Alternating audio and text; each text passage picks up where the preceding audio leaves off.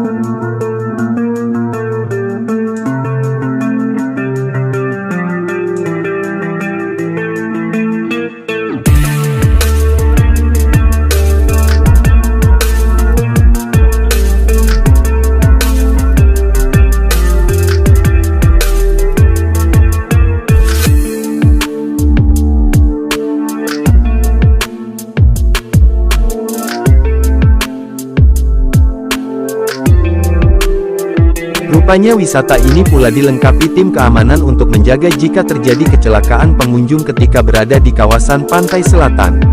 Menurut mitos masyarakat yang beredar bahwa pantai ini memiliki aturan tersendiri untuk ditaati.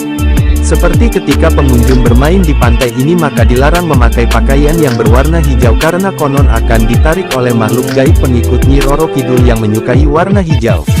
Barangkali hal itu hanya dibuat agar wisatawan berhati-hati untuk keselamatannya sendiri. Air dari pantai tersebut berwarna hijau maka dikhawatirkan ketika ombak menerjang dan ada pengunjung yang memakai pakaian berwarna hijau ikut terbawa arus akan sulit ditemukan karena proses evakuasi terkendala oleh warna pakaiannya yang sama dengan warna airnya sehingga sangat sulit untuk mendapatkan pertolongan. Selain itu juga ketika pengunjung datang ke pantai ini harus menghargai adat istiadat di sana seperti tidak duduk di sembarang tempat dan tidak merusak sesajen. Wisata yang berbau mistis ini kerap menjadi sumber mitos dari Laut Selatan karena banyak peninggalan bangunan serta masih berbau kejawen yang sangat melekat. Pemerintah Tulungagung sekarang memilih untuk membangun jalur perlintasan di sepanjang garis pantai selatan yang bernama JLS atau Jalur Lintas Selatan adalah salah satu jalur alternatif yang menghubungkan Tulungagung dan kota-kota kecil di sekitarnya. Tujuan dibangun jalur alternatif ini untuk memudahkan masyarakat melakukan perjalanan menuju ke tempat wisata yang diinginkan. Selanjutnya jalur alternatif ini pula menambah pesona Kabupaten Tulungagung ketika melewati daerah tersebut bisa menikmati hamparan pantai di sepanjang jalurnya. Hal ini dimanfaatkan pengguna jalur untuk tempat beristirahat sejenak dan banyak kalangan anak muda yang memilih bersantai di sepanjang jalan itu.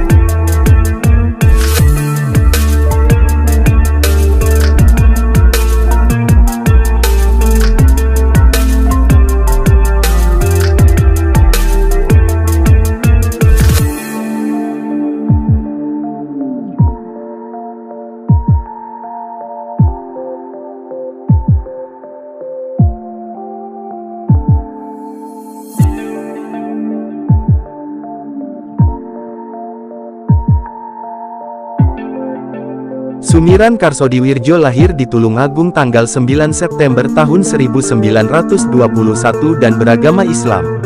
Pendidikan Sekolah Rakyat Angka 1 tahun 1933 dan Sekolah Rakyat Angka 2 tahun 1935. Semasa hidupnya beliau menjabat sebagai Komisaris Pabrik Rokok Reko Pentung, juga Komisaris dalam pengembangan pariwisata Pantai Popoh yang dirintisnya mulai tahun 1972 serta Komisaris PT Sutera Bina Samodra. Dalam organisasi ia menjabat sebagai Ketua Gabungan Perusahaan Rokok Indonesia Gapero. Sebelumnya pernah menjabat sebagai Ketua PPRI atau Persatuan Perusahaan Republik Indonesia Wilayah Kediri tahun 1952. Menikah dengan Supatmi lalu dikaruniai 5 putra dan 4 putri. Kerja keras tanpa mengenal putus asa dalam mencapai cita-cita merupakan modal utamanya dalam menggapai hasil yang dicita-citakannya. Kata-kata ini sangat cocok untuk pribadi Sumiran Karsodiwirjo. Dahulu Sumiran Karsodiwirjo merupakan putra sulung dari 9 bersaudara dari pasangan Karsoguno dan Ibu Tukinem, telah dilahirkan dan dibesarkan dalam keluarga serba pas-pasan. Ayahnya sebagai buruh lapangan yang kerjanya memborong penggalian tanah, memasang tiang-tiang listrik dan sebagainya. Semasa kecil Sumiran Karsodiwirjo pernah menjadi pembantu pada seseorang. Karena masih kecil bahkan ia pernah tercebur sumur ketika menimba air untuk mengisi bak mandi. Itu semua menjadi pengalaman berharga sekaligus tak pernah terlupakan. Kemudian menjelang tahun 1941 beliau memikirkan berumah tangga dan berdagang kecil-kecilan di rumah untuk menunjang kebutuhan sehari-hari. Tahun 1948 Belanda masuk lagi ke kota Tulungagung dan patung Reko Pentung yang berada di perbatasan kota banyak yang dirobohkan oleh Belanda. Awal tahun 1949 keadaan kota Tulungagung mulai aman lagi, mulai meneruskan usaha membuat rokok dengan merek baru yakni Reko Pentung. Setelah berjalan 10 tahun lebih mengalami kelancaran namun tahun 1960 usaha rokok tersebut mengalami kelesuan lagi. Terutama dengan adanya peristiwa G30 SPKI, usaha mengalami penurunan sangat drastis dan diadakan perampingan karyawan hingga tinggal 25 orang. Tetapi peristiwa itu bukan menjadi penghalang bagi Sumiran Karsodiwirjo. Dengan begitu ia biasa merasakan bagaimana rasanya orang jatuh bangun dalam berusaha. Akhirnya pada tahun 1982 beliau membuat rokok kretek dengan kualitas lebih baik dari produk-produk sebelumnya dengan nama merek Reko Pentung yang sebelumnya pernah digunakan untuk merek rokok Lobot dan lambat laun berkembang begitu pesat.